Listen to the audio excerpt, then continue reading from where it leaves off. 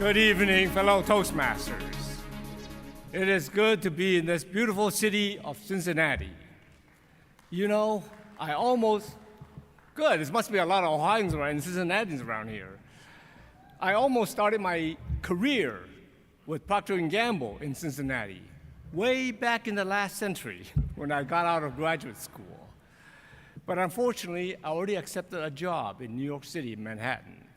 So, otherwise, if I had taken a different choice, I might be wearing a red shirt in Cincinnati here.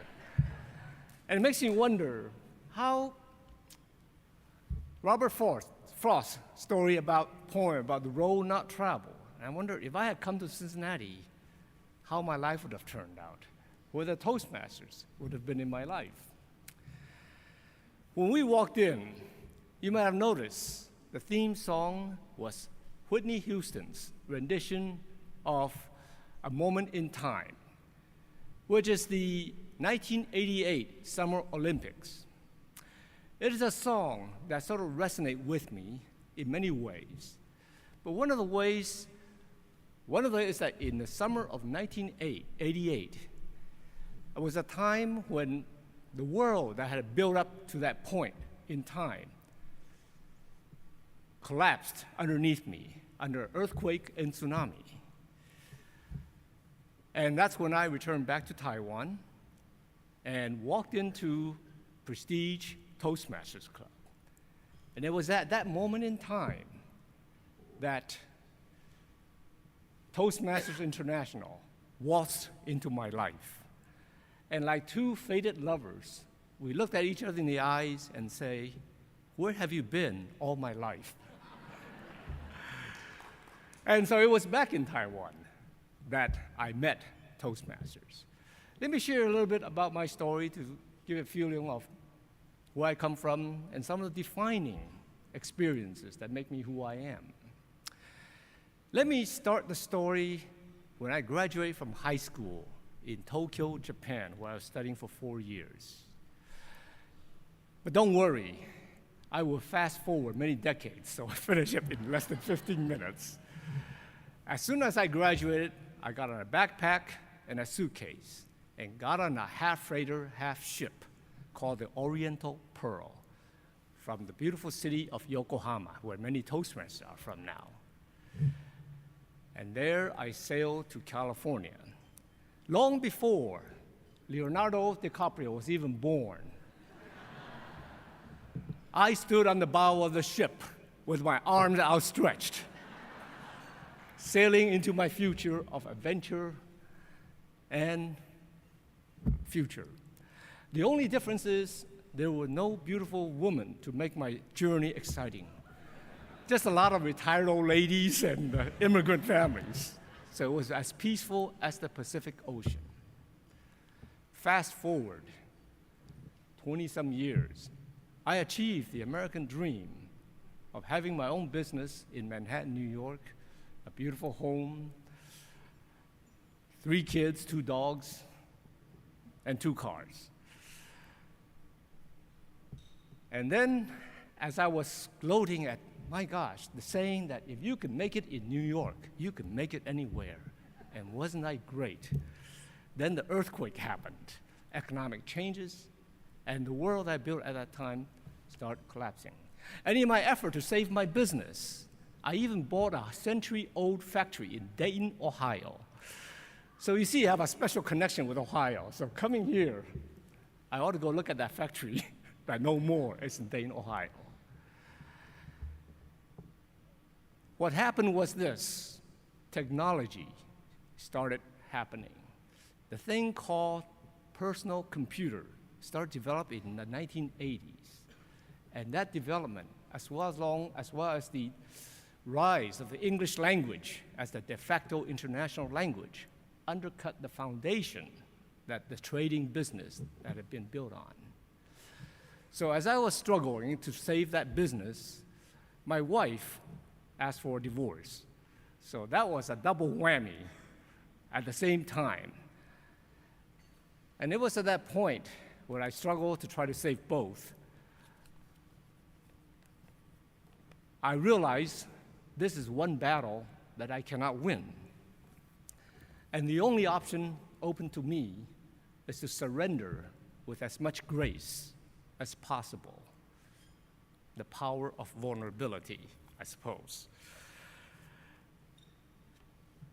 And this is when I learned some of the Taoist philosophy or paradox of letting go. And it says something to the effect, when I let go of what I am, I become what I might be. When I let go of what I have, I receive what I need. When I feel most destroyed, I am about to grow. And I made the difficult decision to leave my 3 kids and return back to Taiwan with a promise that I will always be there for them financially, emotionally, and wherever possible, physically. So I returned back with the same backpack and suitcase, this time on a 747 jet plane instead of a boat. And upon returning to Taiwan, other than my parents, I had no family, no job, no friends. And then I saw an ad in This Month in Taiwan advertising for Toastmasters. So I thought I would go on a blind date with this Toastmasters. And it was that date, blind date, it was that opened up the world of Toastmasters to me. So the lesson here, the message is, never turn down a blind date. You never know what will open up, especially one with the Toastmasters. And it was there that I started gaining the confidence and gaining many things as advertised and as promised. But then I discovered it was far, far more than that. One of the things that I started, 1 year after I joined, I started mentoring this precocious young member. And I did such a good job of mentoring her that she eventually raced past me and became the first district governor of Taiwan. And that's that lady sitting over there. But I have to say, it was all part of a misunderstanding, you see. I didn't read the fine print that the mentoring was only for 1 year. I've been doing it for 22 years plus. But to be fair, it wasn't all one way. We switched our roles from mentor and mentee as we go along. So I mentored a district governor who achieved President Distinguished, the first one in Taiwan. She turned around and mentored an international president. Now, is that the power of mentoring or what? So, this is what I learned. Mentoring is really about leadership. If leadership is defined as the ability to influence others. However, I need to, as international president, I must make a disclaimer. Mentoring with your future spouse is not necessarily a good idea. It's not a part of the official policy, but it doesn't hurt. It helps. Another thing I learned in Toastmasters, the power of evaluation. It changes the way I perceive and relate with people. It is a very simple process of the sandwich approach, positive, supportive. All through my education, I've been taught critical thinking, which means what's wrong with it? And likewise, what's wrong with that person? And unconsciously, when my employees tells me, George, you have become a softer and warmer person. And I suddenly realize, unconsciously, Toastmasters has transformed me without my even realizing it. So this Toastmasters, I realize, is really the practice field of life. I mean, after all, we have gyms, we have playing fields for all kinds of sports, like any Olympic Games. But we have no practice field for the thing called life, the most difficult and challenging. In Chinese, we have practice field for the ancient martial arts called Dao Chang. In Japanese, dojo for judo and so forth. But why not for the practice of life? But this is what I learned, that Toastmaster is really the practice field of life. If you are aware and observe, and what you can learn so much. And this is why, for a non-joiner, I'm always amazed that I've been a Toastmaster for 24 years. And it's an ongoing process that learning never stops and just continues on and on. So, our founder, Dr. Ralph Smedley, said that Toastmasters is a lessons in learning and self-discovery.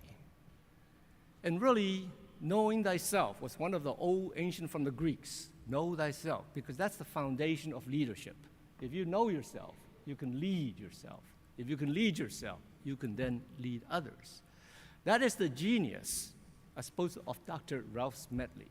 It's through this program that we have, we get to learn about ourselves, we get to learn about others. And Margaret Thatcher has been said, what we practice becomes our habit, and our habits becomes our character, and our character is our destiny. So isn't it so important to be able to practice to learn about yourself, because you are defining and determining your destiny. So fellow Toastmasters, use those moments in time in the practice field of life, in your race against destiny. You're a winner for a lifetime if you seize those moments in time in the practice field of life.